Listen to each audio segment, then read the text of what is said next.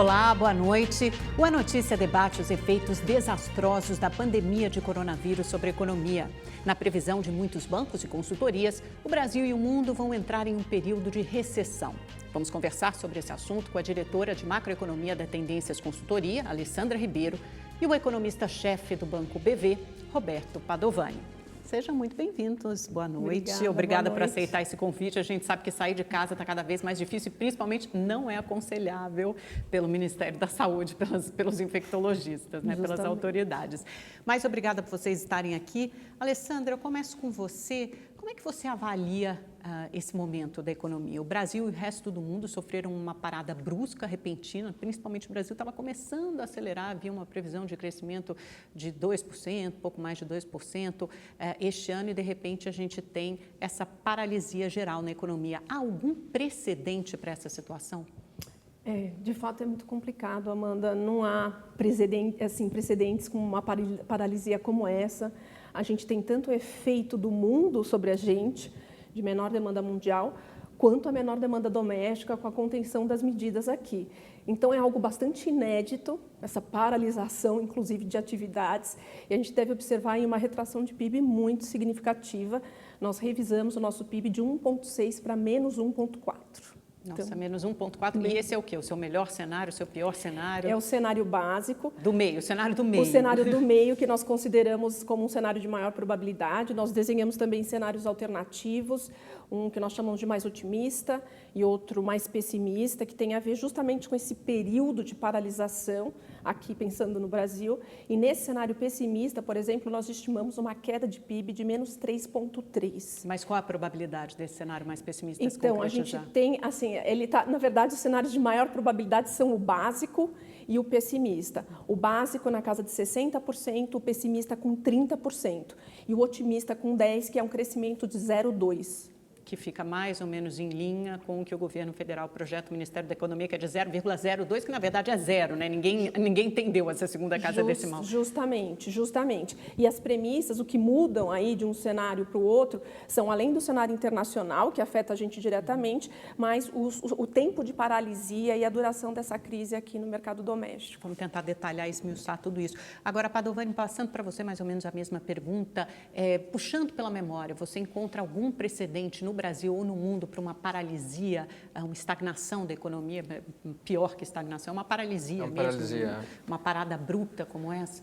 Tá sendo difícil construir cenários, né? E aí a gente foi buscar alguns momentos em que você viu isso. Talvez na nossa história recente a gente tenha tido uma parada súbita em março de 1990, né? Com o Plano Collor, que você sequestrou ali a poupança, né? A poupança, né? Você devolveu a poupança das pessoas 18 meses depois. Então, você teve um choque de liquidez.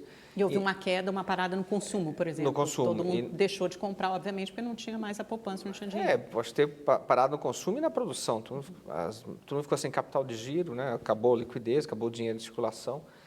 E, naquele momento, a recessão foi de 4,3%. Então, foi uma pancada. O que me chama a atenção nos números que a Alessandra está falando é que, se tudo der certo, as coisas foram super bem, né? O cenário otimista, a economia, na nossa avaliação, cresce 0%. Então, a discussão entre os economistas hoje é saber quão profundo, quão agudo será a recessão. Mas aqui é uma recessão está dada, né? Está dada, ou seja, o governo federal ainda trabalha com crescimento zero, mas os bancos e as consultorias, a gente vê que, de uma forma geral, já trabalham com uma recessão neste ano, né? Como se a recessão tivesse dada. Quais são os seus números? Já que você falou, a Alessandra falou os dela, os do Banco BV são quais? No cenário que as coisas vão super bem, dão certo, você tem o governo consegue atenuar o impacto da crise, mas principalmente que você consiga retomar rapidamente depois, você cresce 0%, né? O cenário base nosso, que a gente acha que é o mais provável, é de uma recessão de 1,5%. A gente viu o número da Alessandra. E vocês copiaram, né? A gente só pôs um pouquinho diferente. Entendi. E está com 1,5% de queda. E a gente desenhou um cenário de estresse. Eu trabalho em banco, a gente tem que ter um cenário de estresse, não é o cenário mais provável. Mas esse cenário de estresse é muito parecido também, é de uma recessão de 3,5%. Então, é algo que seria um pouco o Plano Collor em 1990. Só para as pessoas entenderem, o que acontece com a economia durante essa quarentena, né? Como eles falam, distanciamento social, em que as pessoas param basicamente de sair às ruas, de consumir, bares e restaurantes fecham, só ficam os serviços considerados essenciais. Por exemplo, a maior economia do país, o centro financeiro, a partir de amanhã, né? Conforme decreto do governador João Dória. O que acontece com a economia nos diferentes setores, indústria, comércio e serviços? Na verdade, acho que essa linha de serviços é a que mais sofre esses efeitos todos de paralisação de comércio, que é o de maior atividade. setor da economia, né? Representa o quê? 65% da Na verdade, economia? mais de 70% do PIB, se a gente pegar aí pela uma média dos dados de 2019. Então, é mais de 70%.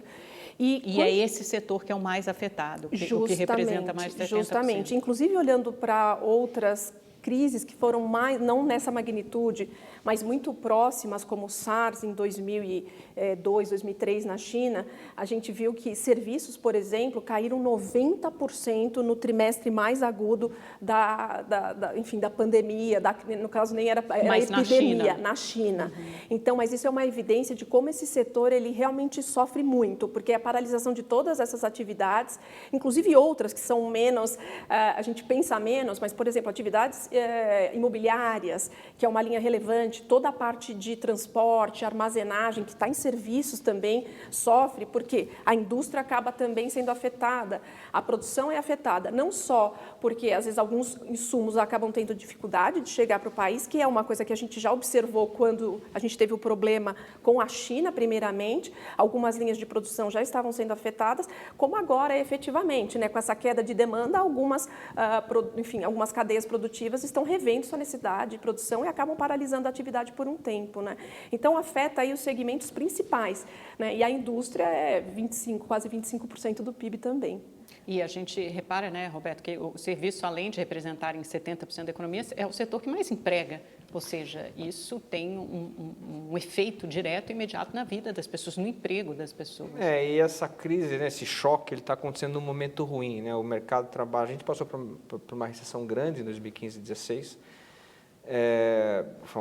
uma recessão longa, e quando a gente estava saindo, vem o choque. E o fato dela acontecer nesse momento tem uma implicação importante pelo seguinte: a gente estava começando a criar empregos formais, a grande maioria do mercado vinha sendo marcado por emprego informal. Que já é um emprego de pior qualidade e com menor segurança. Marcado basicamente por negócios próprios, né? Então, essa turma aqui, ela está descoberta. Então, quando você tem uma parada na demanda, né, o caso típico de Uber, enfim, são pequenos empresários, eles terão efetivamente um problema sério de caixa.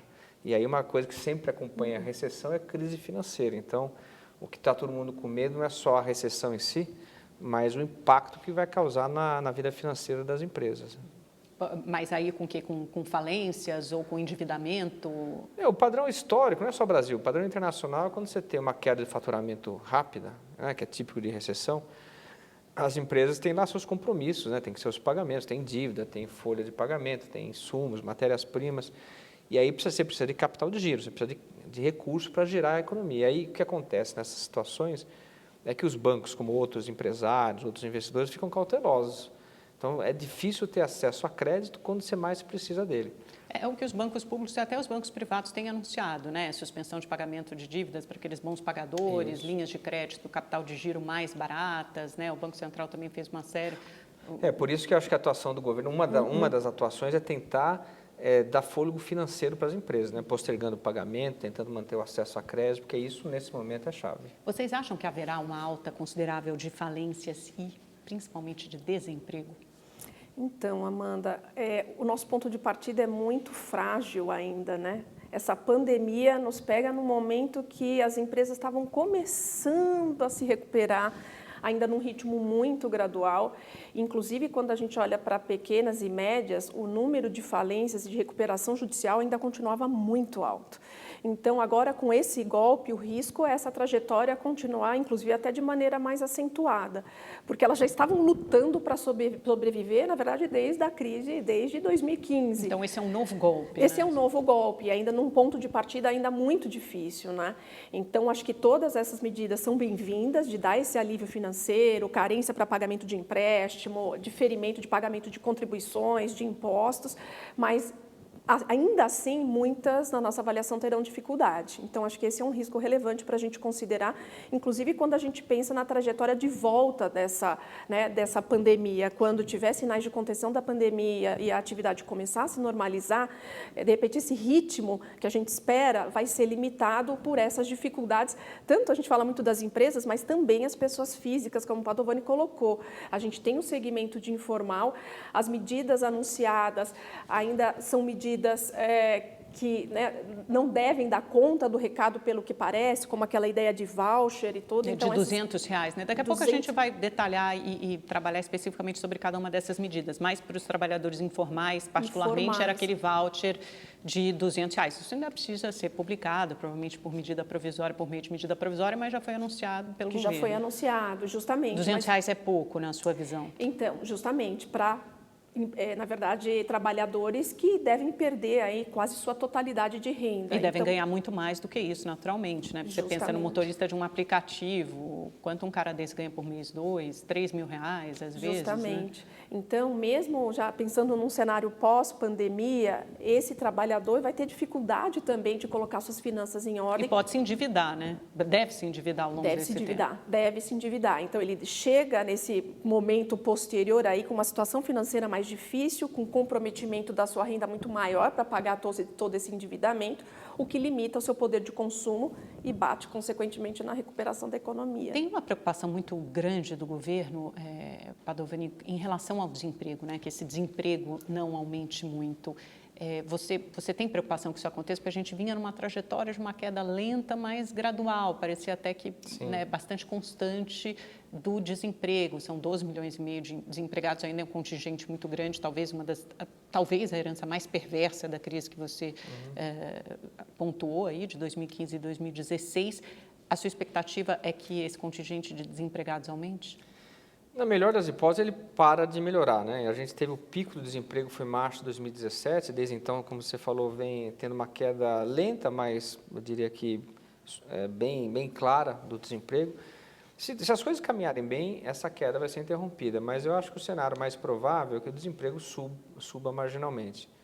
Então, marginalmente, você quer dizer um pouco, subir, não exploda. Não exploda. Imagino que a gente esteja aí no patamar de 12%, você suba para 13%, alguma coisa, você volte um pouquinho pelo que a gente Mas viu. mesmo com todos esses serviços fechados, cabeleireiros, restaurantes, lojas, pequenas lojas, não é possível que muitas desses estabelecimentos tenham que dispensar seus funcionários, não consigam mantê-los durante 2, 3 meses fechados ou praticamente fechados? Eu acho que esse é o drama. Essa tua primeira pergunta para a Alessandra foi isso, quer dizer, quais são os canais dessa crise? Um dos canais é a expectativa. Se todos nós estivermos convencidos de que essa é uma crise que se supera rapidamente, em um mês, então as medidas do governo até conseguem atenuar um pouco o impacto, você controla a confiança dos agentes, então você evita um pouco da demissão. Agora, se perceber que, na verdade, você vai continuar em quarentena por mais 2 meses, aí você vai ter, não há outra opção que não a demissão. Eu estou pensando, na Itália está 1 mês, né? Numa quarentena, digo, severa, assim, de tudo fechado.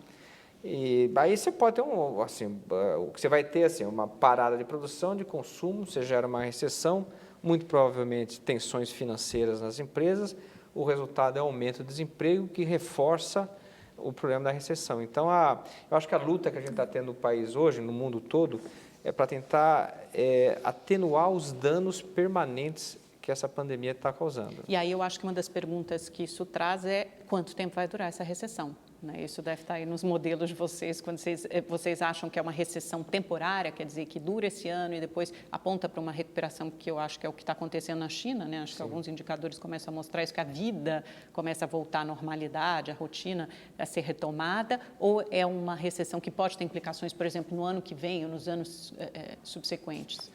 A nossa avaliação é que deve ser de mais curto prazo mesmo. Então, a gente trabalha com 3 a 4 meses. Inclusive, quando a gente pega outros exemplos no mundo de epidemias que aconteceram, mesmo no século XX, toda a bibliografia que existe sobre isso mostra que são efeitos mais de curto prazo mesmo, 3, 4 meses, e depois você tem uma recuperação que, na maior parte dos casos, é relativamente rápida. Né? Apontando para o ineditismo dessa, né? Acho que a gente nunca viu tudo fechar de uma forma coordenada no mundo todo. Isso, e justamente uma pandemia como essa, global, a gente tem alguns exemplos no século XX, é verdade, mas dessa forma, com essa reação, colocar as pessoas em casa, isolamento, não deixar sair, é algo realmente novo.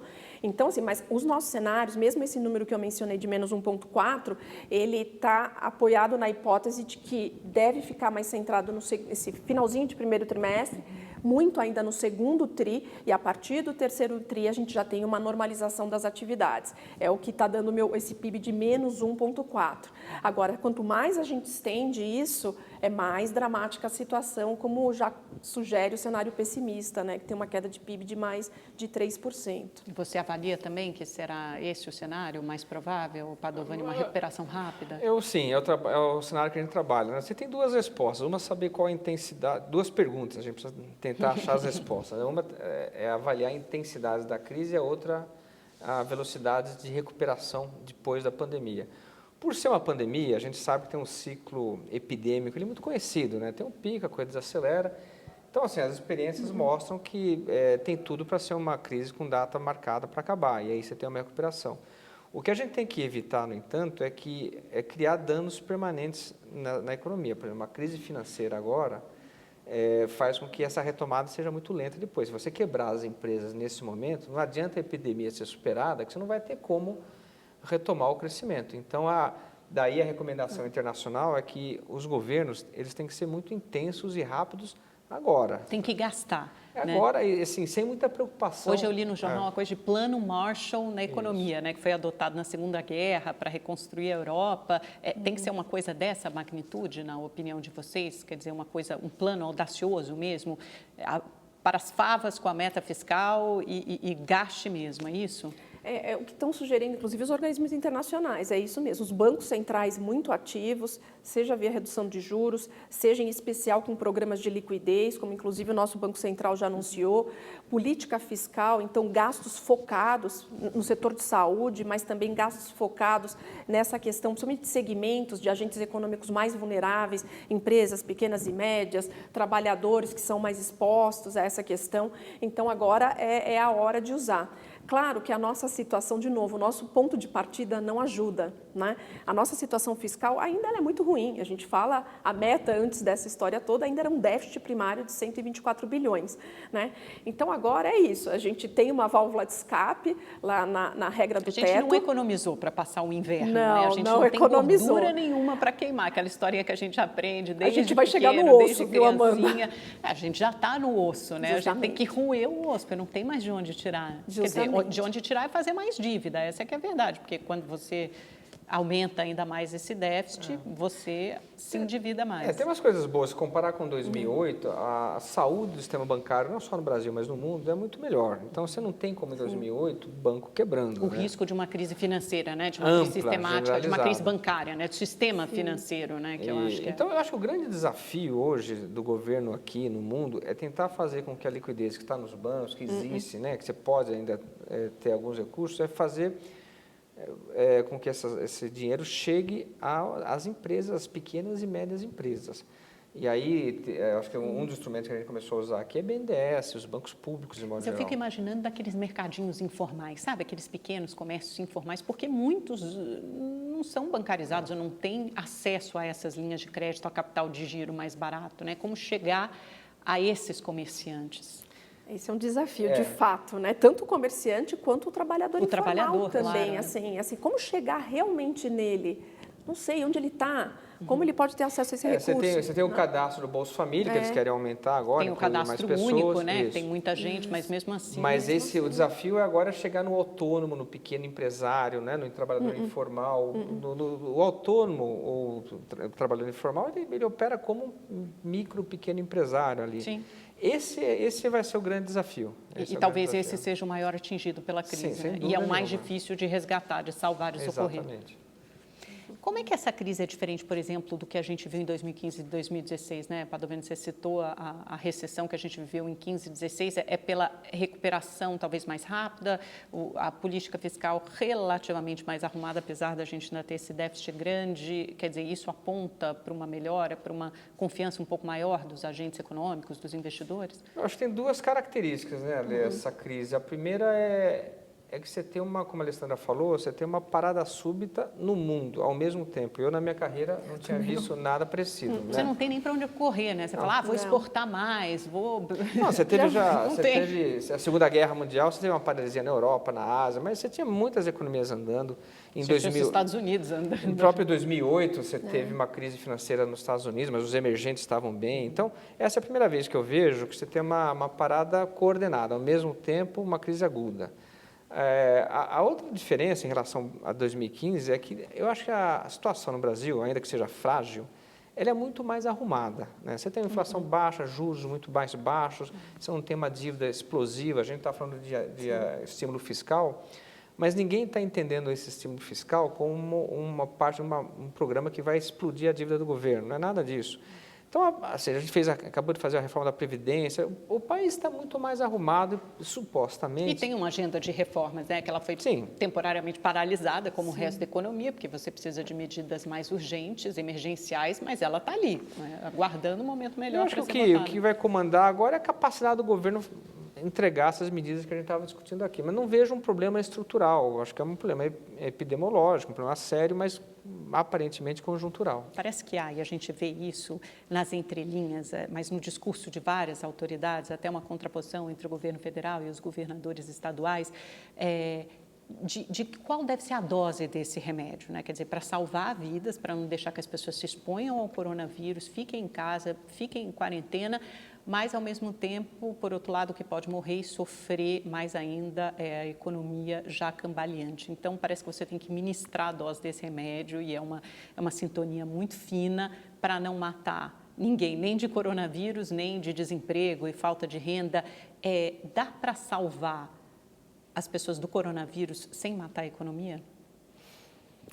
Eu acho que dá, Amanda, eu acho que dá. É como você colocou, assim, tem que ter um ajuste, acho que não é trivial, tem que ter, assim, esse equilíbrio nessa administração. Qual deve ser a prioridade, assim, das autoridades, no seu entender? Então, olhando aí principalmente a parte mais de saúde e entendendo que agora o importante é conter o ritmo, na verdade, de contaminação, para evitar um colapso do sistema de saúde, então faz sentido a gente pensar em algum período de quarentena agora, que é justamente para evitar esses picos no sistema de saúde, e aí a gente tem um colapso realmente complicado. Como São Paulo anunciou para terça-feira, como o Rio de Janeiro anunciou na cidade. Justamente, eu acho prudente, inclusive, a gente já adotar esse tipo de medida no atual estágio que a gente está no momento, né? No atual estágio, porque assim, para evitar realmente toda a evolução que a gente viu na Itália. Quer dizer, não é prematuro, você acha que deve ser adotado quanto antes? Eu avalio que não é prematuro, inclusive acho que tem outros países que estão atrasados em relação a isso, o próprio Estados Unidos, que eu acho que entrou também um pouco atrasado,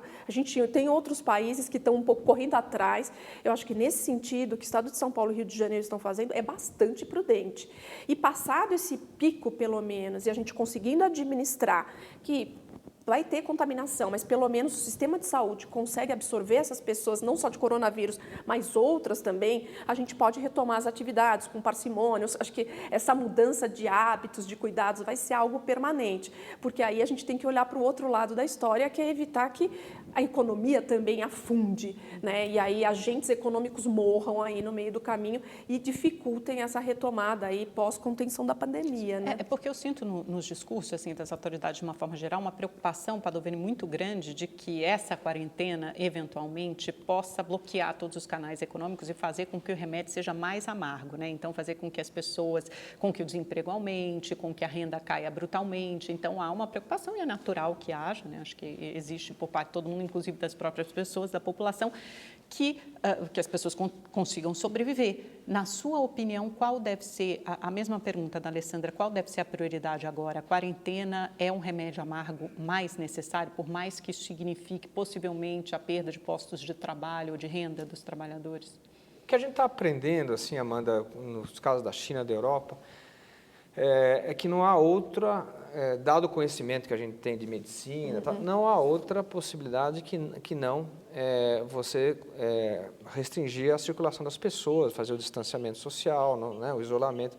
Não há outra alternativa. Só que esta estratégia, ela necessariamente implica recessão. Então, assim, o combate à questão sanitária, ela necessariamente virá com uma recessão. Isso está dado, não tem nem que discutir isso.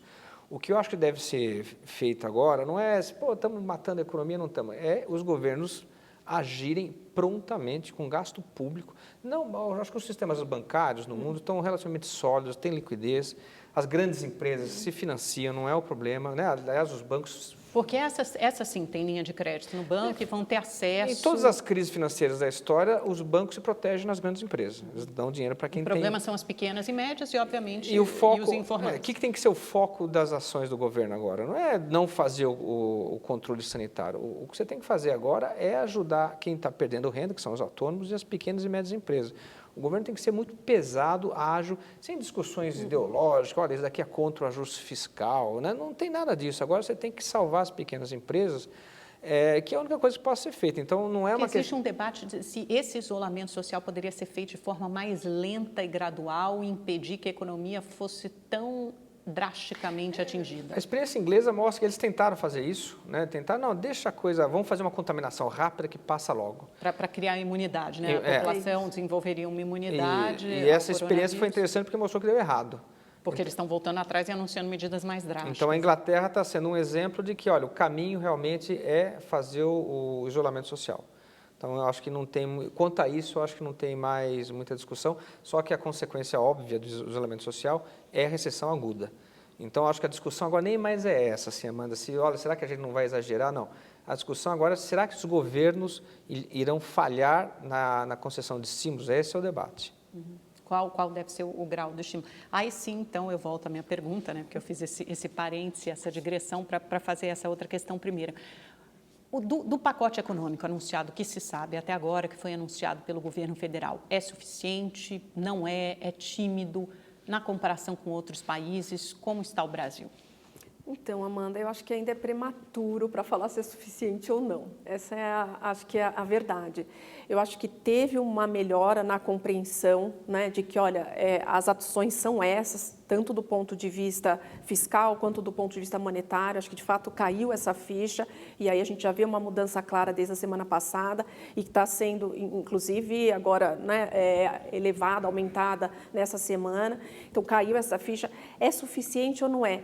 Não sabemos ainda. Eu acho que é algo que vai evoluir. O governo demorou a agir? Estamos atrasados nesse cronograma? Assim, de eu acho que teve uma questão aí de entendimento da gravidade, sim. Eu acho que eles acabaram se atrapalhando em entender quão grave era, quão o governo precisava atuar nesse momento, como. Eu acho que teve, sim. Acho que teve uma questão aí de digerir e tentar direcionar e realmente vir com medidas mais relevantes. Eu vi uma melhora clara, agora se é suficiente ou não é difícil, até porque acho que depende da própria evolução do cenário. Eu acho que quanto mais agressivo eles conseguirem ser agora, é melhor, mas é isso. Ao mesmo tempo, eles têm que olhar um pouco para a nossa situação, que o ponto de partida é frágil, então assim, é tentar dosar um pouco esses anúncios, essas medidas. Agora, claro que com mais informações, se realmente a gente caminhar para um cenário mais pessimista, eles vão ter que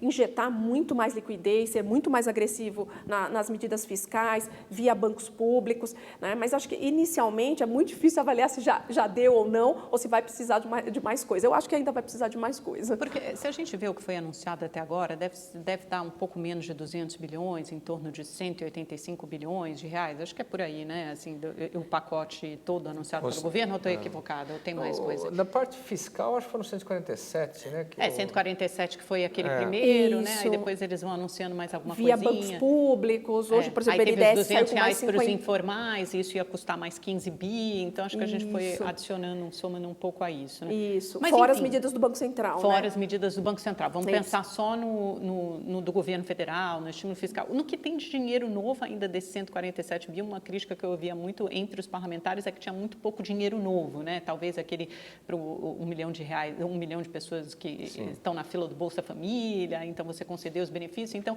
seria pouco dinheiro novo, o resto seria adiantamento, adiamento de imposto, então adiantamento de alguns benefícios e tal, 13º, chega a um remanejamento ali de gasto no orçamento do governo, mas é pouco dinheiro novo. Se comparado aos pacotes de outras economias maiores que a nossa, mais desenvolvidas, Reino Unido, os Estados Unidos estão votando um pacote de 2 trilhões de dólares, fora o que o Fed vai injetar na economia, acho que chega a 4 trilhões, Reino Unido, Alemanha, França, a própria Itália com um pacote de 25 bilhões de euros ou dólares, não sei mais, mas enfim, está todo mundo injetando dinheiro na economia e gastando, fazendo programas de estímulo fiscal. Nesse sentido, o socorro à economia é tímido?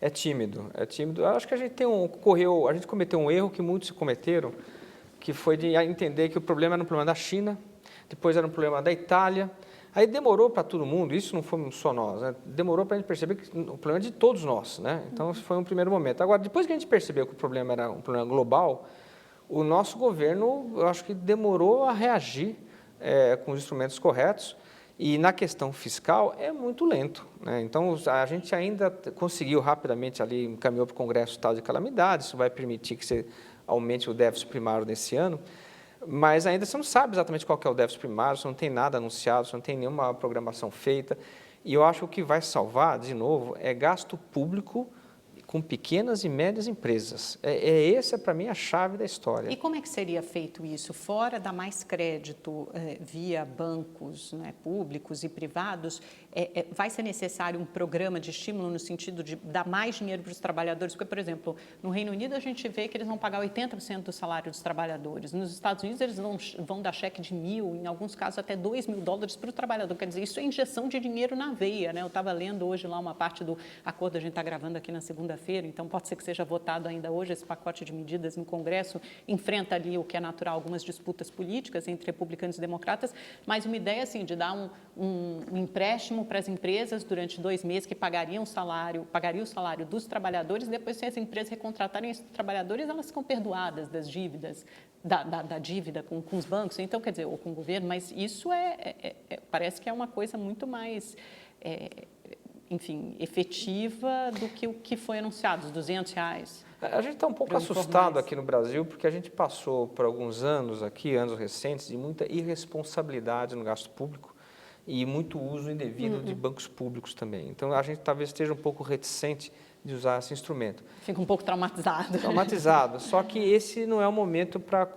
resolver traumas, né? Eu acho que a gente tem que usar os bancos públicos e tem que injetar recursos diretamente na economia. E tem que ser feito com uma intensidade e rapidez suficientes para que essas pequenas e médias empresas quebrem. Então, acho que a gente, nesse sentido, está muito atrasado. Alessandra, foi editada uma medida provisória pelo governo federal para suspender contratos e salários durante 4 meses. Aí esse trecho depois foi muito mal recebido no parlamento, na justiça trabalhista, enfim, entre vários atores políticos aí da sociedade civil. E aí, posteriormente, esse trecho foi revogado pelo presidente Bolsonaro. Essa medida seria acompanhada posteriormente, né, pelo que a gente tem notícia também, pelo que a equipe econômica falou, de uma outra medida provisória adiantando o seguro-desemprego para esses trabalhadores terem um contrato suspenso por esses 4 meses. Essa seria, e aí o governo argumenta que esse poderia ser uma ponte, né, para os empresários, para os trabalhadores atravessarem esses 3, 4 meses de piora, de queda de receita, de fechamento de comércio, bares, restaurantes. Isso seria uma alternativa adequada, a seu ver, ou seria pouco ainda, o trabalhador ficaria desprotegido? Provavelmente o trabalhador ainda perde, né, com o seguro-desemprego. Esse acho que é o ponto. Mesmo por um período de 3, 4 meses, o que tem saído de notícia é que a perna, depois dessa medida, seria permitir o seguro-desemprego automático para esse trabalhador, que a gente sabe que numa boa parte dos casos, esse seguro-desemprego ele é menor do que a renda que o trabalhador tem no momento que está trabalhando. Ou seja, para quem ganha um salário ou 2 salários, isso poderia fazer sentido, né? Cobrir quase toda aquela renda, mas quem tem uma renda superior maior a isso... não tem, justamente, não fica coberto. Não né? fica coberto totalmente. Mas, assim, seria uma ponte, acho que é um caminho possível, né, de ser trilhado, mas pelo jeito acho que já foi revogado realmente, então não deve ser por aí, mas acho que é um dos caminhos possíveis, né?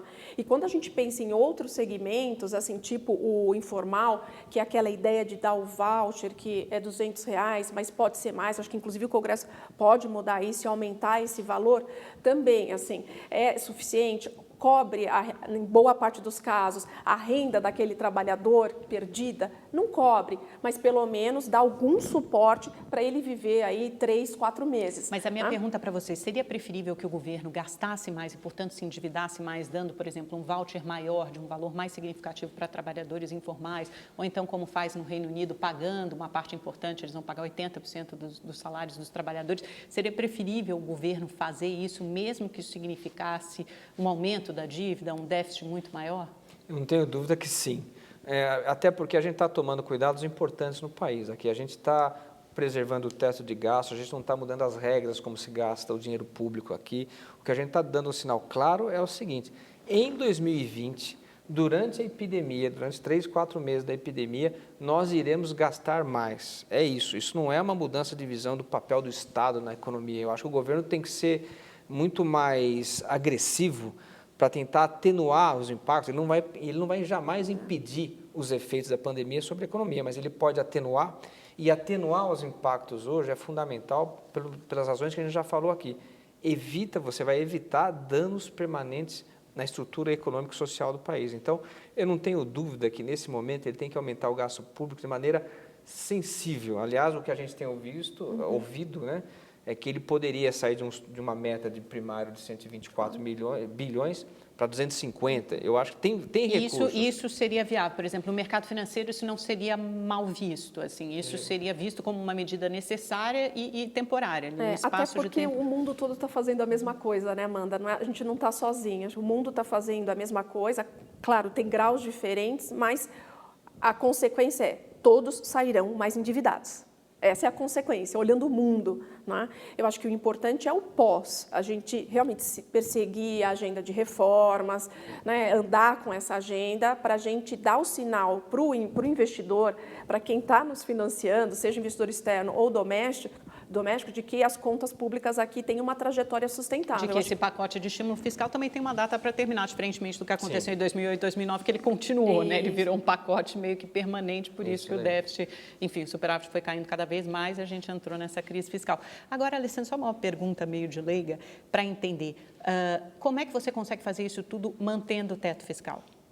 Então, a regra do teto, ela tem uma válvula de escape já, que é justamente para calamidade pública, comoção. Sim, que aí ela permite aquele crédito extraordinário, justamente. Né? Então, você não precisa mudar a regra do teto, flexibilizar, até porque a partir do momento que você começa a colocar essa discussão, você pode colocar tudo lá dentro, e aí esse sinal de responsabilidade para o futuro é muito comprometido, e aí a gente pode sofrer muito mais, porque aí os agentes veem muito mais, tem uma percepção de risco muito maior em relação às nossas contas públicas, e aí, consequentemente, em financiar a gente aqui. Então, acho que essa regra não tem que mexer, a gente tem que usar justamente essa válvula de escape que já existe, para permitir esses gastos adicionais e para fazer frente aí a todos os efeitos da pandemia. Né? Porque também existe esse debate sobre derrubar o teto, né? Alguns economistas, até alguns economistas liberais que defendem nesse momento de crise aguda derrubar o teto ou flexibilizar. Esse é um debate fundamental, pelo que a nossa experiência recente também mostra que quando você relaxa as regras fiscais, quando você tem uma visão de que, olha, temos que gastar permanentemente mais por razões ideológicas, você vai acabar batendo na dívida e aí isso assusta o investidor. Então, a forma como você vai financiar o gasto do governo, ela acaba neutralizando os próprios benefícios desse gasto. O que a gente está discutindo hoje não é uma discussão sobre as regras fiscais, o que a gente está discutindo é um pacote significativo de resgate. Né? Isso é preciso ser feito.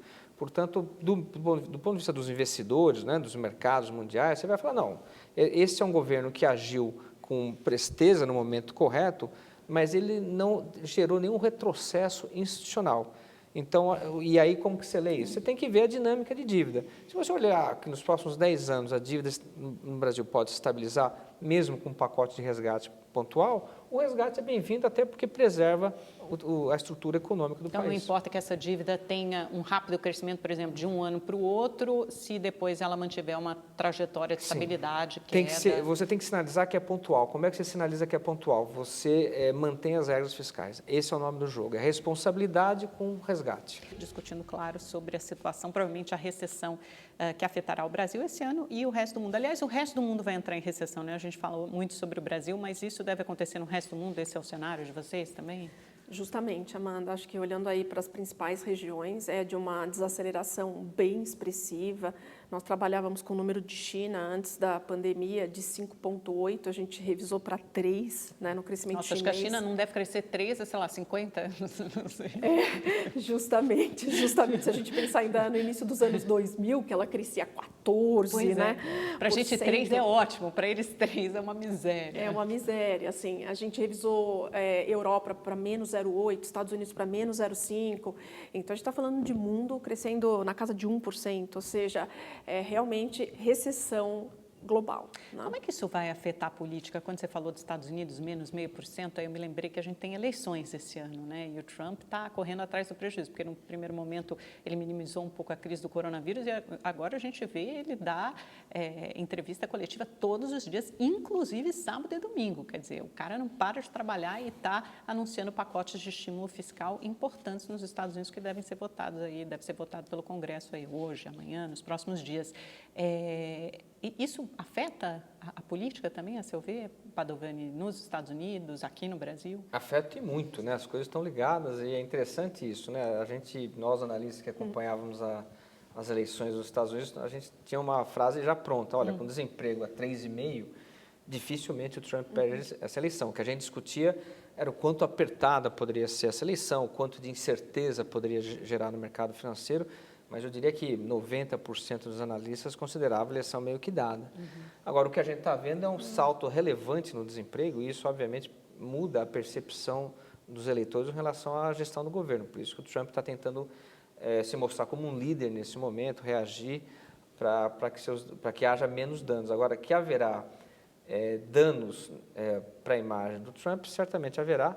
A eleição vai ser mais competitiva do que a gente imagina e isso pode, de novo, reforçar, passada a epidemia, aquela discussão, quem que é o presidente dos Estados Unidos em 2021, né?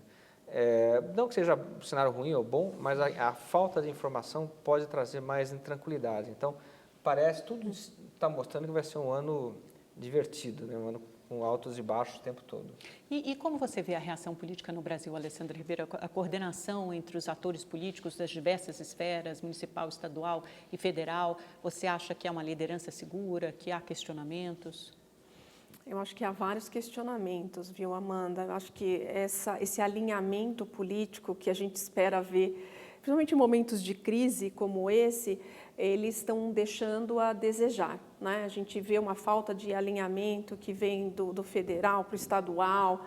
Então, a gente já vê alguns estados, acho que entendendo melhor e tomando aí medidas, mas desconectado do resto, né? Então, eu acho que a gente poderia evoluir um pouco melhor nessa seara, até porque quando a gente tem esse alinhamento, né, todos falando a mesma língua, isso ajuda nesse processo, seja no processo de diminuir esse ritmo de contaminação, seja no sentido de guiar melhor as expectativas, porque isso gera menos incerteza. Quando você tem um alinhamento maior, isso contribui para um ambiente de incerteza um pouco mais contido, que tem reflexos diretos para a atividade econômica, né?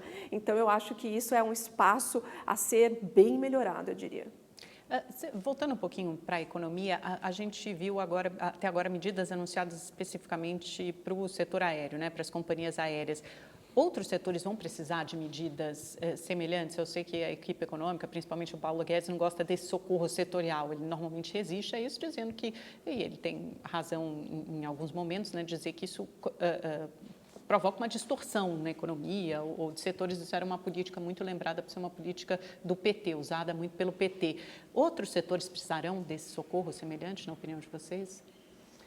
Não sei não sei como vocês estão acompanhando lá, eu sei que o governo está falando com todos os setores o tempo todo para tentar avaliar esse tipo de socorro. Me parece que há uma boa vontade e um entendimento correto de que realmente é um problema peculiar, particular, então se deveria agir. Mas não sei se na tendência vocês estão acompanhando alguns setores mais em risco que o aéreo. Não, acho que a gente está defendendo algo mais horizontal também, porque assim, o aéreo tem questões mais específicas. Foi o mas primeiro que que sofreu, né? Isso. Estava na linha de frente. Que estava na linha de frente. Mas, por exemplo, assim, as próprias linhas de crédito dos bancos públicos, elas têm um direcionamento até maior para comércio e serviços, mas não tem nenhum tipo de discriminação de atividades. O que se mostra aí, acho que bastante prudente e eu acho que inclusive correto nesse momento. Porque você pode muito errar a mão, assim, né? No sentido, não, vou escolher esse setor, e não captar realmente o que está acontecendo em alguns setores que estão fora do radar. E acho que a gente chegou a um momento que todo mundo vai ser afetado, menos os produtores de álcool em gel, máscaras e luvas, acho que o resto do mundo vai sofrer, esses vão ganhar como nunca. Né? Justamente, Amanda. Então, assim, tirando acho que a questão do setor aéreo, eu acho que a questão do horizontal, eu acho que de medidas horizontais, acho que se mostram bem apropriadas. Nas reformas, será um ano perdido para a agenda de reformas? Não, tem um problema prático, que é saber como o Congresso vai funcionar. Né? Então, porque tem eleição municipal ainda também, né? Na metade do ano. Então, a gente já contava com um ano mais curto, agora acho que a gente conta com um ano quase nulo. Deixa eu te falar, Amanda, eu acho que tem dois aspectos que atrapalham e um que ajuda. Um que atrapalha é isso, é a questão operacional. Né? E o outro ponto é que a agenda do país hoje não é a reforma tributária, não é a reforma administrativa. A agenda hoje é sobrevivermos a mais um choque depois de termos sobrevivido à maior recessão da história. Essa é a agenda. Agora, isso a gente está falando agora de abril, maio, então acho que o país, a agenda política está mobilizada para enfrentar essa crise. Eu acho que é bom que seja assim, até para a gente poder superá-la com mais rapidez. Agora, com o desemprego subindo, eu acho que a tensão social vai aumentar e a população, como fez em 2015, 2016, vai demandar respostas. E aí, independente da gente ter um líder no Congresso, um líder no Executivo que queiram fazer, o fato é que a pressão sobre a classe política vai aumentar e assim como tem acontecido em 2016... Isso é interessante, vai ser um ano de maiores desafios, acho que para todos da classe política, né? Porque a população vai demandar uma resposta desses atores. E o que a gente viu nos últimos 3 anos é que o Congresso respondeu. Então, eu imagino que a gente vai ter uma deterioração do ambiente econômico, social e político, e isso vai acabar levando a mais reformas, não a menos reformas. Mas no curto prazo, esquece, é outro mundo que a gente vive. É outra pauta, né? É outro assunto que está em pauta. Bom, vamos às considerações finais. Acho que a gente conseguiu abarcar a maior parte dos temas, mas agora eu queria um pensamento de vocês para os próximos meses, como vocês veem a situação, o que vocês esperam daqui para frente. Então, Amanda, acho que no curto prazo ainda a gente tem um momento aí muito desafiador para a economia brasileira, assim, é um momento difícil, vai ser um momento de retração da atividade econômica, daí a importância dessas medidas todas, né, seja do Banco Central, seja do governo, usando o fiscal, bancos públicos, então acho que agora é a hora para a gente tentar suavizar, mas que vão existir perdas, vão ser ainda importantes. Se tivermos corretos em relação de que ainda é mais um evento mais de curto prazo, 3, 4 meses, a gente já está vendo aí, espera ver uma trajetória de recuperação já a partir do 3º trimestre. Compromete o ano, compromete, mas passada aí a pandemia, é isso, a gente tem que perseverar nesse caminho das reformas, e aí eu concordo com o Padovani, o senso de urgência é que faz a gente caminhar. Então, nesse sentido, eu acho que reformas aí sairão, principalmente as reformas ligadas ao fiscal, pós-contenção da pandemia. Padovani? Amanda, são 2 ideias principais. A primeira ideia é que é uma crise que você conhece o começo, o meio e o final. O começo talvez não, né? A gente todos fomos surpreendidos, mas você conhece que é um ciclo epidemiológico, você sabe que ela vai acabar. Então, essa crise é uma crise, por definição, temporária. A gente não está falando de quebra do sistema bancário norte-americano, nada disso. É uma crise sanitária que você supera. A segunda ideia é que, já que a gente conhece esse fato, a gente deve ter uma ação dos governos, Brasil inclusive, muito intensa. A gente vai errar no Brasil se não fizermos, duvido que a gente erre, eu acho que o governo pode estar atrasado, confuso, descoordenado, mas eu acho que ele vai entregar essa ajuda e isso me torna mais otimista no sentido de que, bom, se é uma crise epidemiológica que é superada rapidamente e se a gente consegue controlar os danos para a economia, então provavelmente a gente se mantém vivo aí nos próximos meses. Quer dizer, tem que injetar nesse momento dessa travessia, garantir essa ponte até chegar daqui a 3, 4 meses, quando a curva epidemiológica se estabiliza. A hora é agora, não é daqui a depois 3 meses, é já. Muito obrigada pela participação de vocês. Bom distanciamento social, boa quarentena para todos nós, né? Que agora é hora da gente submergir. Muito obrigada. Obrigada a você também pela sua companhia, pela sua audiência. Terça-feira que vem a gente volta aqui no É Notícia. Uma ótima noite, uma boa semana. Até lá.